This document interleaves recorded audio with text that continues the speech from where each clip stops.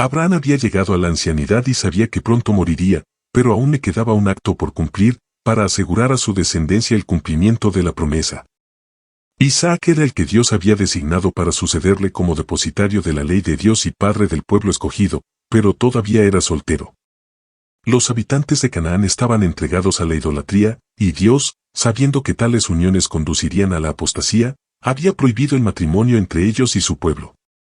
El patriarca temía el efecto de las corruptoras influencias que rodeaban a su hijo.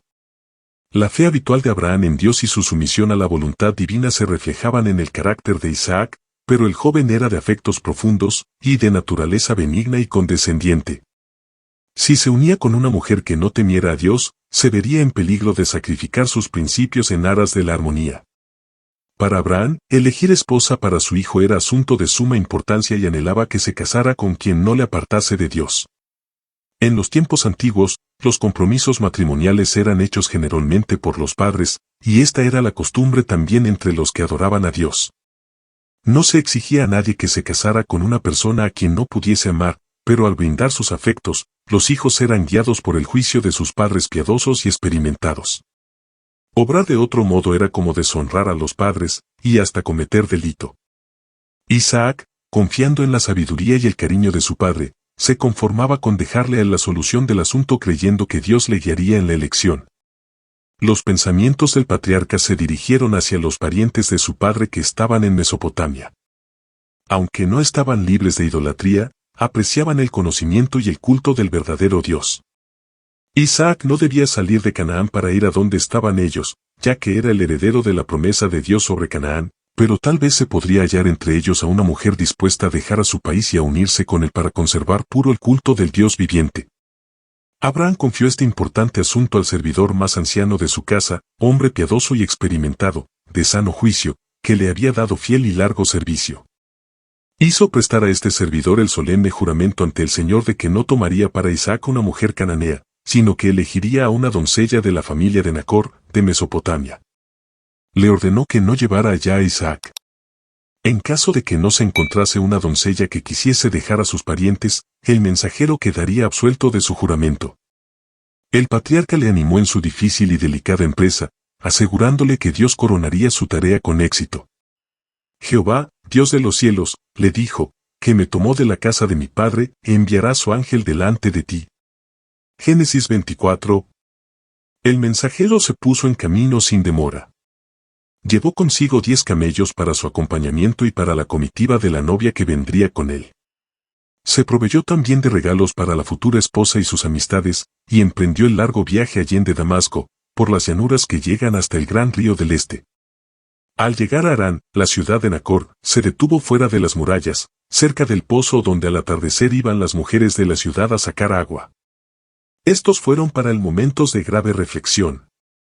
La elección que hiciera tendría consecuencias importantes, no solo para la familia de su señor, sino también para las generaciones venideras, y cómo elegiría sabiamente entre gente completamente desconocida.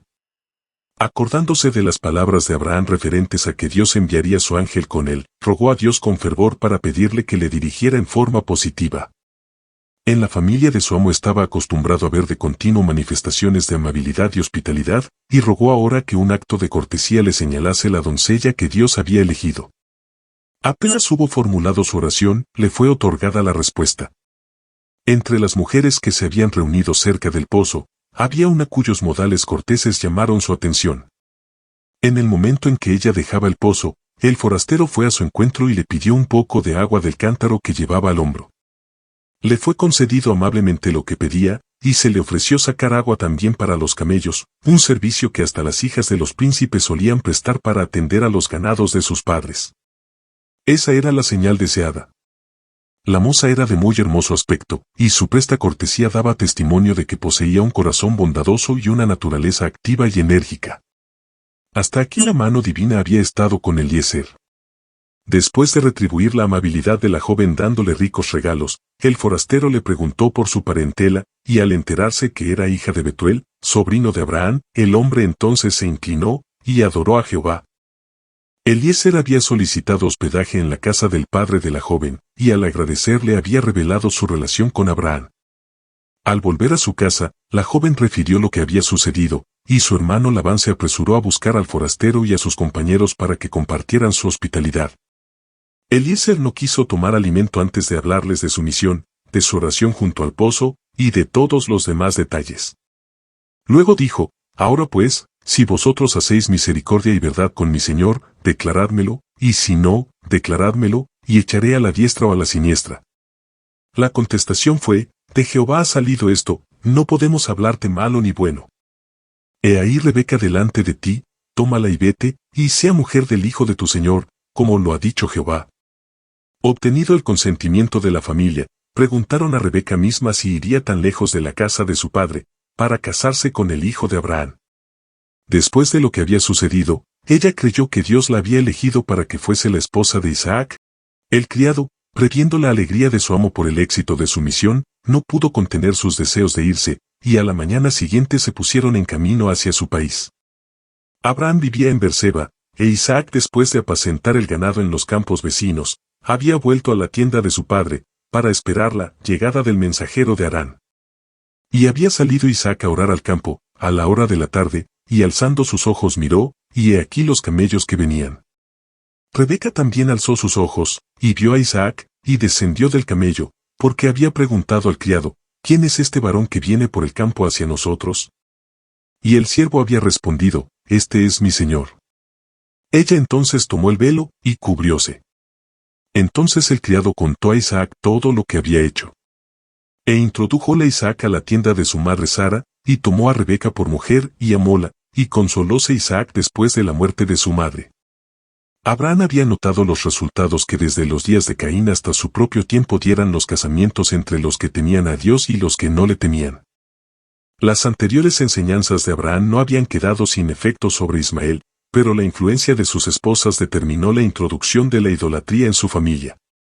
Separado de su padre, e irritado por las riñas y discordias de su familia destituida del amor y del temor de Dios, Ismael fue incitado a escoger la vida salvaje como jefe del desierto, y fue su mano contra todos, y las manos de todos contra él.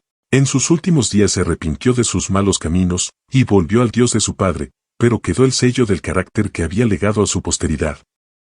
La nación poderosa que descendió de él, fue un pueblo turbulento y pagano, que de continuo afligió a los descendientes de Isaac. La esposa de Lot era una mujer egoísta y religiosa, que ejerció su influencia para separar a su marido de Abraham. Si no hubiera sido por ella, Lot no habría quedado en Sodoma, privado de los consejos del sabio y piadoso patriarca. La influencia de su esposa y las amistades que tuvo en esa ciudad impía, le habrían inducido a apostatar de Dios, de no haber sido por la instrucción fiel que antes había recibido de Abraham.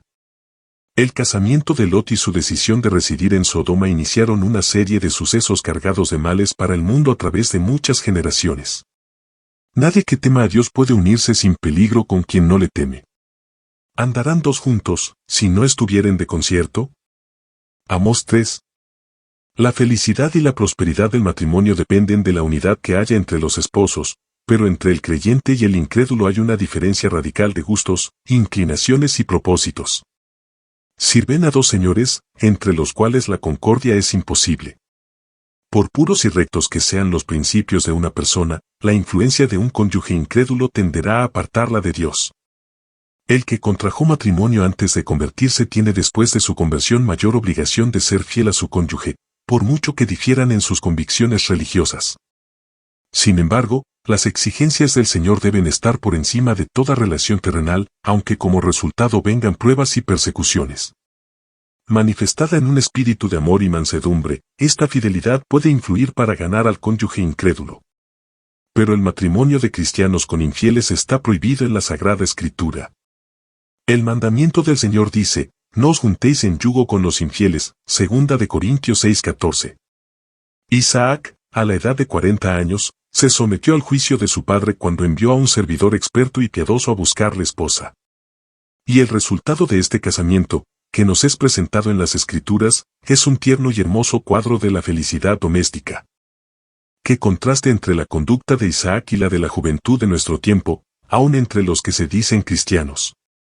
Los jóvenes creen con demasiada frecuencia que la entrega de sus afectos es un asunto en el cual tienen que consultarse únicamente a sí mismos, un asunto en el cual no deben intervenir ni Dios ni los padres.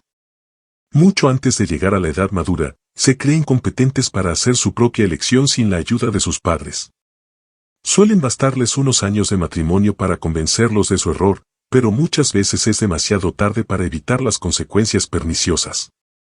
La falta de sabiduría y dominio propio que los indujo a hacer una elección apresurada agrava el mal hasta que el matrimonio llega a ser un amargo yugo.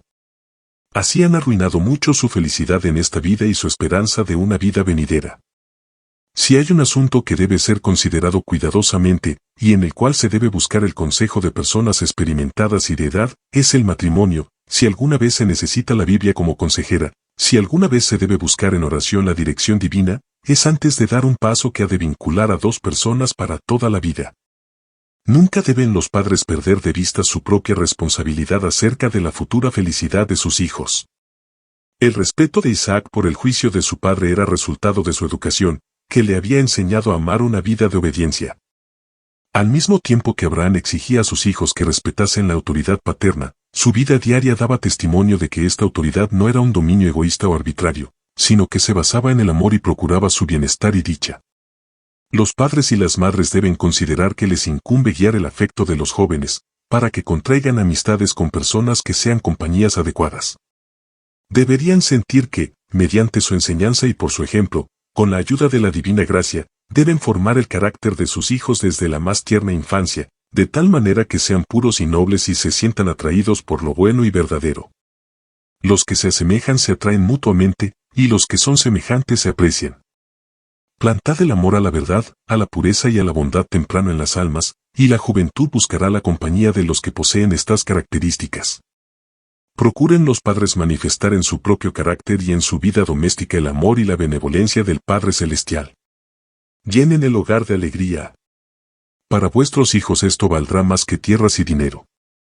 Cultívese en sus corazones el amor al hogar, para que puedan mirar hacia atrás, hacia el hogar de su niñez, y ver en él un lugar de paz y felicidad, superado solo por el cielo. Los miembros de una familia no tienen todos idéntico carácter, y habrá muchas ocasiones para ejercitar la paciencia e indulgencia, pero por el amor y el dominio propio todos pueden vincularse en la más estrecha comunión. El amor verdadero es un principio santo y elevado, por completo diferente en su carácter del amor despertado por el impulso, que muere de repente cuando es severamente probado. Mediante la fidelidad al deber en la casa paterna, los jóvenes deben prepararse para formar su propio hogar. Practiquen allí la abnegación propia, la amabilidad, la cortesía y la compasión del cristianismo. El amor se conservará vivo en el corazón, y los que salgan de tal hogar para ponerse al frente de su propia familia, sabrán aumentar la felicidad de la persona a quien hayan escogido por compañero o compañera de su vida. Entonces el matrimonio, en vez de ser el fin del amor, será su verdadero principio. En el próximo capítulo, Isaac y Rebeca tienen dos hijos gemelos muy diferentes. Rebeca y Jacob engañan a Isaac y Esaú, esto trajo terribles consecuencias para la vida de ambos. Si le gustan estos videos y desea colaborar con nosotros para seguir haciéndolos, mi teléfono está en la descripción del canal. Gracias y que Dios te bendiga.